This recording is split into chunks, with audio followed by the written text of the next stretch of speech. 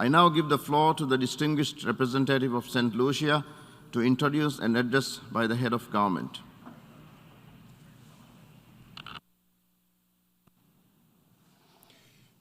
Thank you, Mr. President.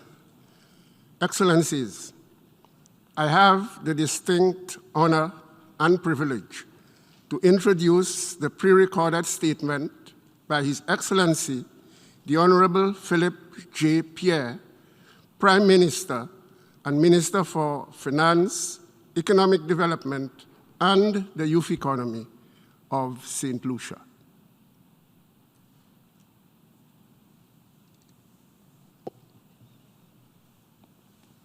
Mr. President, colleague heads of government and foreign ministers, country representatives, and members of country delegations, I bring you warm greetings from the most beautiful piece of territory on earth, the sovereign state of Saint Lucia.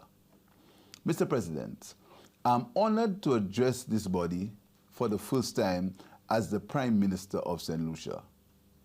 It was my privilege to lead my party in the general elections less than 2 months ago, and to have witnessed the people of my country continue to uphold and nurture the deep democratic traditions of our Caribbean by giving my party an overwhelming mandate to govern St. Lucia for the next 5 years.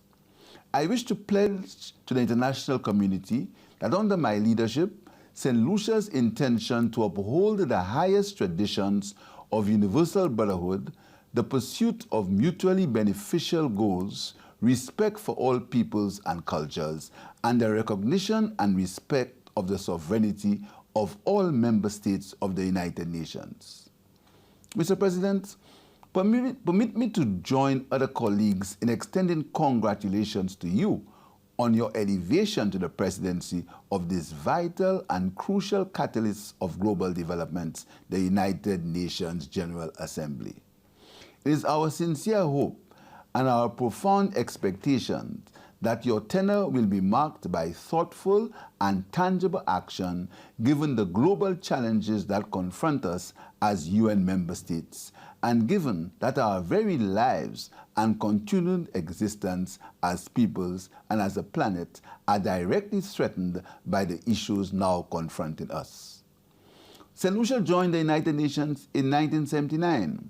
We have always prided ourselves on our principled positions in matters of foreign policy. If there were any recent doubts about St. Lucia's adherence to these basic principles, I am here to reassure you that St. Lucia subscribes fully to and stands firmly on the principles of non-interference in the internal politics of nations. In pursuit of our sustainable development goals, we shall be, in the words of Barbados' independence pioneer and late Prime Minister, the Right Honorable Errol Walton Barrow, friends of all but satellites of none. We shall, as much as possible, engage in foreign policy coordination with our CARICOM and OECS partners, and our relationship shall continue to be based on mutual respect. St. Lucia will not sacrifice these principles on the altar of convenience, short-term and temporary alliances with great powers whose shifting global stances may or may not coincide with St. Lucia's permanent existence on being a mutually respected regional developmental partner. Mr. President, I must confess that our excitement at the opportunity to sensitize the global community to St. Lucia's perspective on the issues before this respected body has been tempered by the frustrating realization that if I may borrow an idiom from one of my fellow CARICOM member states, we are spinning top in mud or we are going around in circles. I say this, Mr. President, because in pursuing the contribution delivered to this body by St. Lucia in 2015, I was struck by the similarity of the concerns raised then to the concerns confronting us today. In 2021, Mr. President, the dates, the names, and the faces have changed, but the issues remain the same. It is not my intention to question the modus operandi of this honorable institution because the evidence confirming the good work of the United Nations is undeniable. However, Mr. President, St. Lucia cannot pretend to be unconcerned by the fact that small island developing states, SIDS, like St. Lucia, continue to suffer from a number of challenges arising out of our smallness, our island existence, our vulnerability to natural disasters, and climate change. However, while we struggle to formulate solutions for these ills, we have been confronted with a novel coronavirus, COVID-19. While its novelty and evolving character is baffling, COVID-19 has enlarged and worsened the issues confronting SIDS. In this sense, Mr. President, we are now being inundated by the new, while still being overwhelmed by the old. Mr. President, we continue to contend with the near impossible balancing act of preserving lives and livelihoods. The insidious nature of the virus has allowed it to sneak across even the most heavily patrolled borders, and St. Lucia has experienced waves of highs and lows in managing this pandemic. In that regard, we extend our deepest gratitude to international institutions such as the COVAX facility and our many bilateral partners such as India and the United States of America for their commitment in ensuring that we in St. Lucia and by extension the Caribbean region were not further disadvantaged by our inability to access vaccines.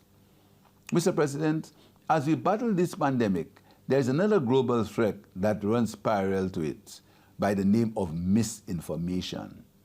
The governor of St. Lucia has embarked upon a robust education program to encourage our population to get vaccinated, as realistically, this is the only way to reduce, eliminate, and eradicate the risk and restrictions caused by this pandemic and permit us to rebuild our economies and societies stronger.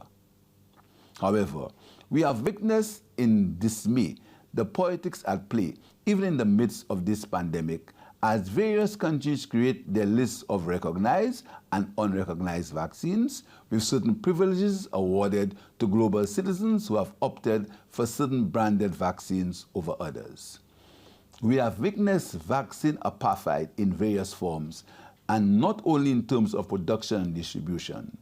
Some countries which have stockpiled vaccines are now in the middle of debates about third doses and boosters, while other countries watch helplessly as COVID-19 related deaths continue to rise for want of a jab. Mr. President, in St. Lucia, we recognize all vaccines that are endorsed and administered by our country's respective government, as we have entrusted sovereign states with the responsibility of following the science.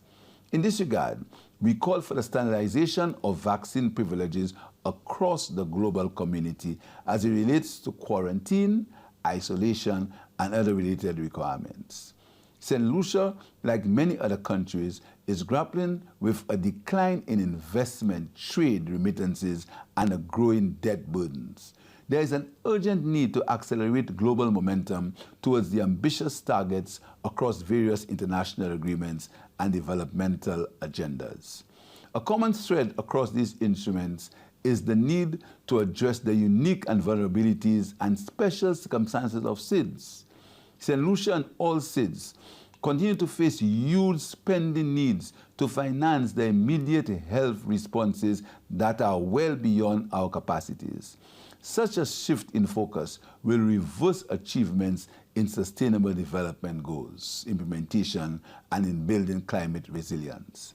Therefore, St. Lucia stands in solidarity with all SIDS in calling for an abolition of current classical economics criteria for accessing concessional development finance. These indicators erroneously paint a picture of national prosperity that lies in stark contrast to existing realities. Mr. President, St. Lucia is calling for the adoption of a global vulnerability index by international institutions. This index should include variables such as vulnerability to adverse weather systems and natural disasters, historical disadvantages arising out of plunder, colonization, and exploitation, and the vagaries of the economic activities which such states depend on for survival. Such a global vulnerability index would ensure that access to concessional development finance is granted based on the criteria that consider the true context of our fragile economies, which are constantly on the threat of regression due to natural, man-made, or political disasters. St. Lucia also calls for immediate measures to safeguard the solvency of SIDS, which have disproportionately affected during the pandemic. These measures must include debt restructuring and write-offs, support to strengthen health systems, more equitable distribution and access to vaccines, and assistance for recovery that meets the demands of the developmental model adopted in the beneficiary country and is consistent with our current socio-economic environment.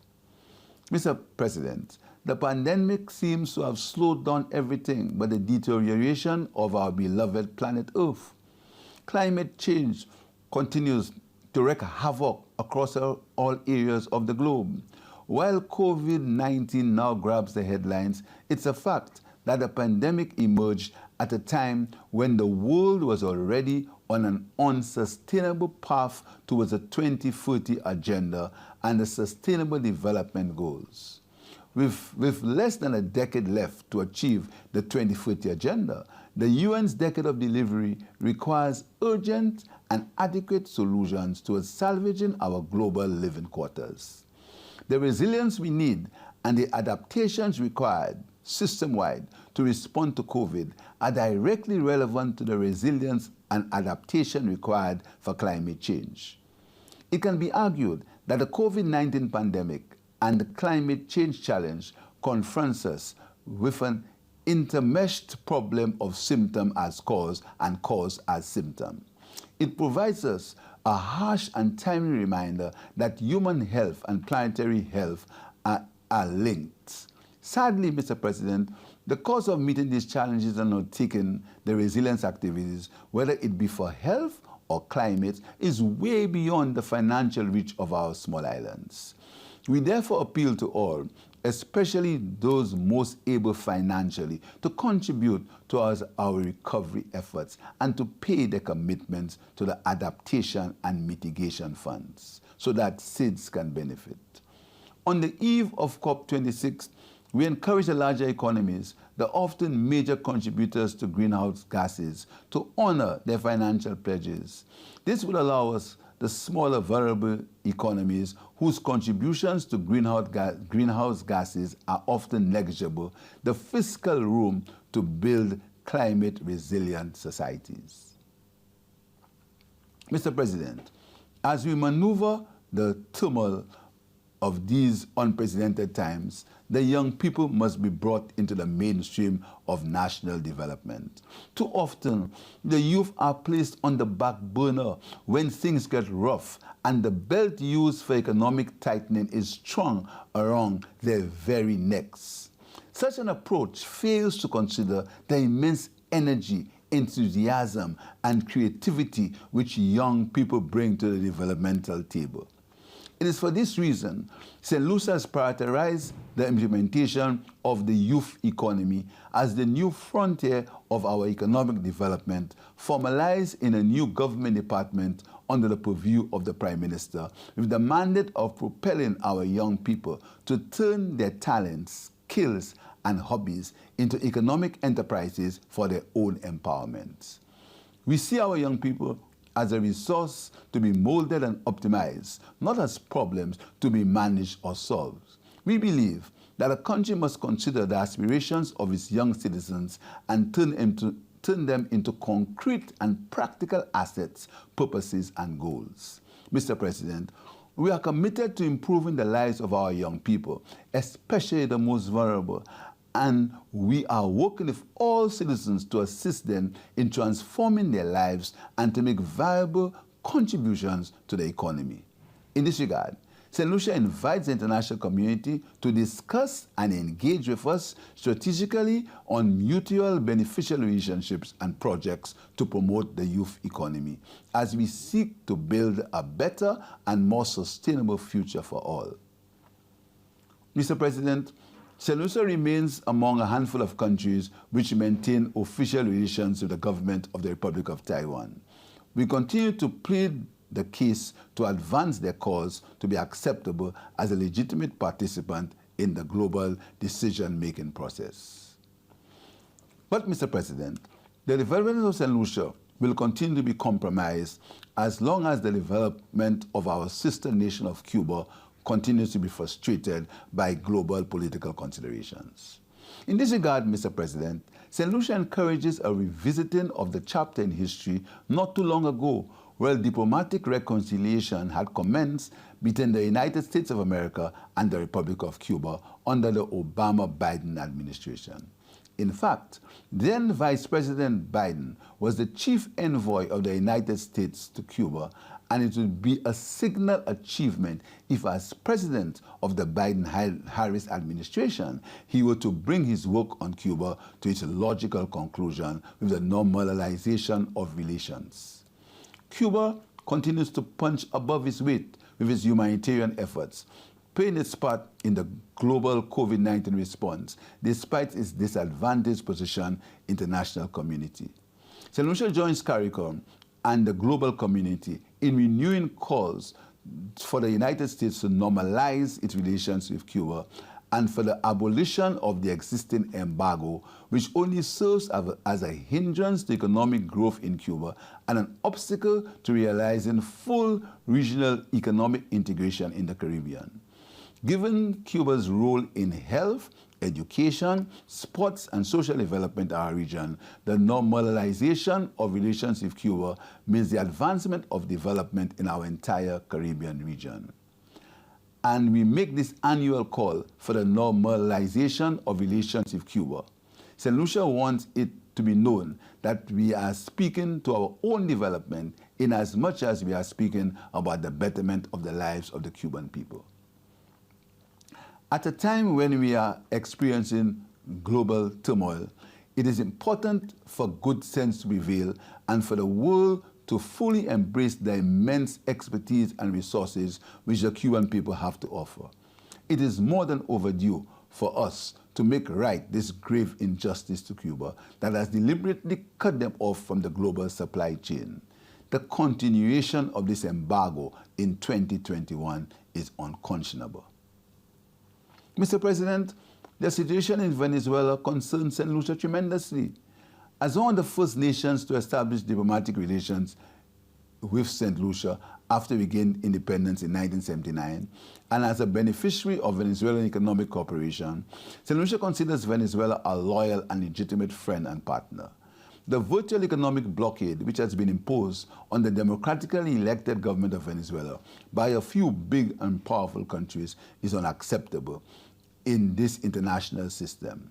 It is even more outrageous that the prominent members of this international system who pride themselves on their democratic traditions have sought to recognize an alternative president who did not even contest elections and who has no political legitimacy whatsoever.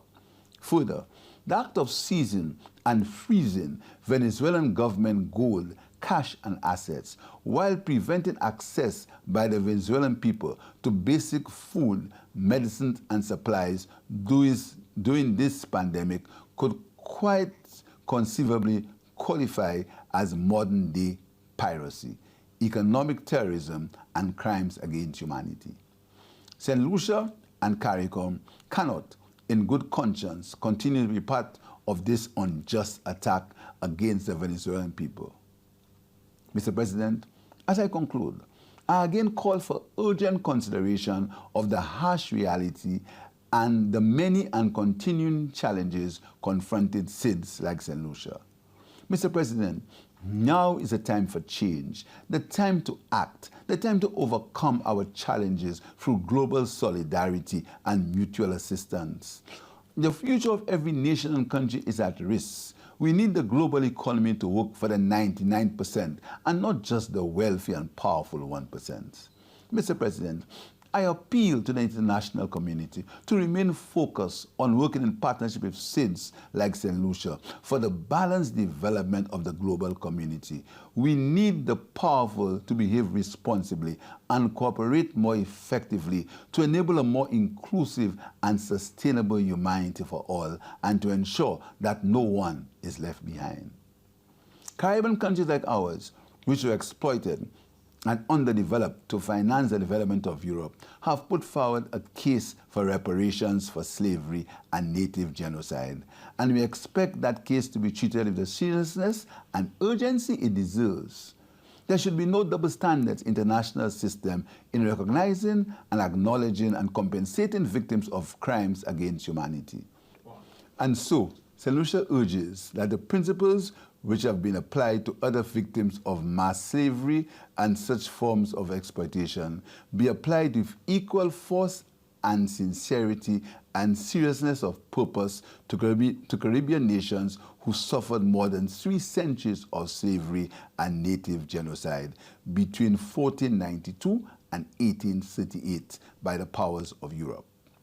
Saint Lucia fully endorses the stance of the CARICOM Reparations Commission that our reparations movement is a moral, legal, and political response to the crimes against humanity committed during the European imperial project, specifically the genocide against the native population and the trading and enslavement of enchained bodies of Africans. Mr. President, as one of our local laureates, Robert Lee, penned, Saint Lucia is a state, not a real estate, not plantation estates. This is an open wound crying out for justice, healing, compassion, and closure, and it continues to fester with every decree or decision of the OECD on such other groupings. If the international system is to work fairly for all nations, wrong cannot continue to be strong, and might cannot continue to be right. Let us therefore return to our core principles of peace, harmony, fairness, tolerance, and non-interference in the internal politics of sovereign states. Let us be guided by the golden cord of mutual respect and universal fraternity, particularly in these perilous times which demand that we recognize our common humanity above anything else. Mr. President, I continue to believe in dialogue, inclusion, fairness, and a common humanity. Saint Lucia is confident in your leadership of this august body, and Saint Lucia is assured that under our joint effort, we can transform the words of the theme of our meeting into one lived reality, and we will successfully build resilience through hope to recover from COVID-19. We will rebuild sustainably by responding appropriately to the needs of the planet. We respect the rights of all peoples, and we will revitalize the United Nations so that it can reflect the highest, most noble principles upon which it was founded. Mr. President, I end with a verse from Love After Love by Nobel laureate and St. Lucian's son, Sir Derek Walcott. The time will come when, with elation, you will greet yourself arriving at your own door, in your own mirror, and each will smile at the other's welcome. We work towards this goal. I thank you.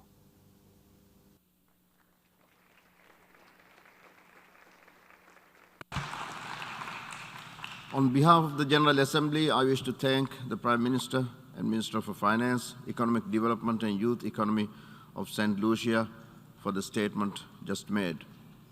I now give the floor to the distinguished representative of Andorra to introduce an address by the head of government.